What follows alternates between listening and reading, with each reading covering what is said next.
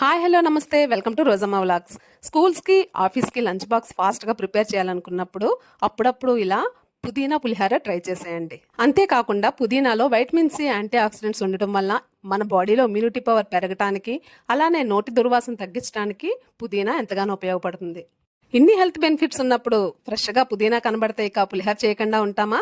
ఒక 2 కప్పులు ఫ్రెష్గా క్లీన్ చేసుకున్న పుదీనాకి 1 కప్పు వరకు కొత్తిమీర వేసి, అలానే ఒక 10 పచ్చిమిర్చి, ఒక 10 వెల్లుల్లి రెబ్బలు, ఒక చిన్న అల్లం ముక్క, ఒక హాఫ్ టేబుల్ స్పూన్ జీలకర్ర మిక్సీలో గ్రైండ్ చేసి పక్కన పెట్టుకుందాం పేస్ట్. ఇప్పుడు స్టవ్ పై ప్యాన్ పెట్టుకొని 3 టేబుల్ స్పూన్స్ వరకు ఆయిల్ వేసుకొని అందులో హాఫ్ టేబుల్ స్పూన్ జీలకర్ర, ఆవాలు వేసి ఇవి చిటపట్లాడేటప్పుడు 2 ఎండుమిర్చి కట్ చేసుకునేవి, అలానే కాస్త కరివేపాకు రెబ్బలు, ఒక హాఫ్ టేబుల్ స్పూన్ వరకు పొట్టు మినపప్పు, హాఫ్ టేబుల్ స్పూన్ శనగపప్పు, ఇంకా గుప్పెడు శనగపలుకులు, ఒక గుప్పెడు జీడిపప్పు, ఇవి మంచిగా వేగినాక గ్రైండ్ చేసుకున్న పుదీనా పేస్ట్తో పాటుగా రుచికి సరిపడా సాల్ట్, హాఫ్ టేబుల్ స్పూన్ పసుపు వేసుకొని కలుపుతూ వేయించుకోవాలండి.